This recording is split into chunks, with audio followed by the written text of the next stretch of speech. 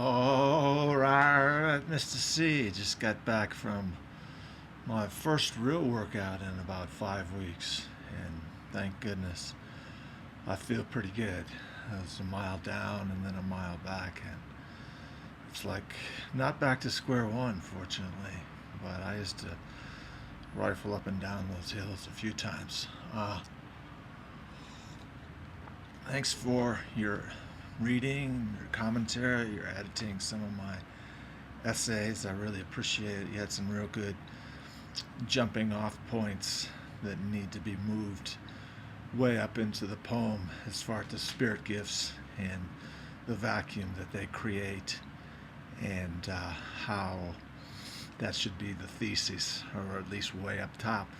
But it's funny, in those thousands of words or hundreds of words, you don't manage to come to that thesis until you've studied it a little bit, and then you write and think, and then oh, that's the one that goes up on the top. But it's in the prose writing, essay writing, it's very much a journalistic style. Hopefully, colorful enough, entertaining enough, fact informing enough to get to want somebody to read it. So just practicing hard every day. Poetry is much different.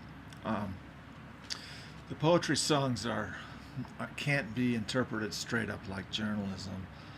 Number one, they're read, or a song is sung.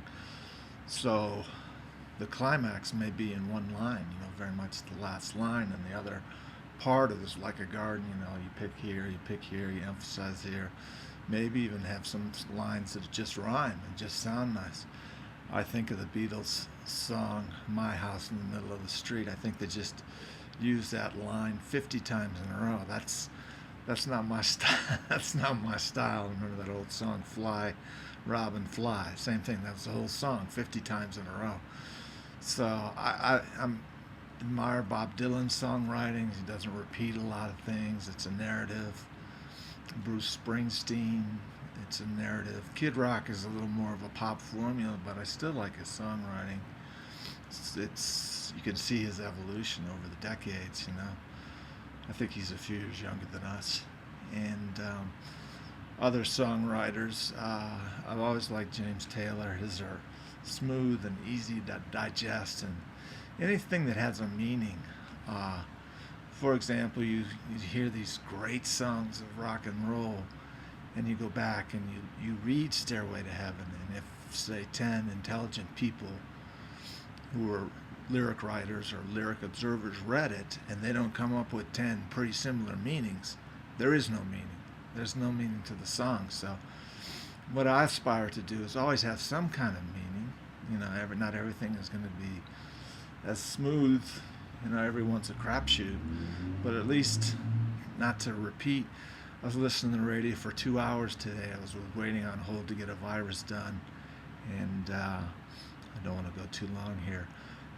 To get a virus undone, I spent 2 or 3 hours with these idiots on Apple, and they just total waste of time. Very disappointed.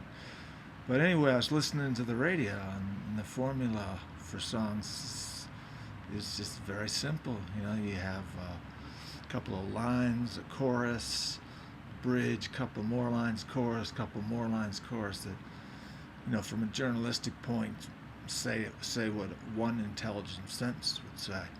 So I'm experimenting and trying to combine the different concepts. But so thanks again for looking through it and offering some advice. I don't want it to become a burden. I just view it as really good practice. I'm not so much into the research. I feel like maybe after 40 years in the faith, I've had enough experience just to go with original thought. So I hope you had a good Monday. Hot here, hot and dry. Got the fan cranking. We'll talk to you later. Bye.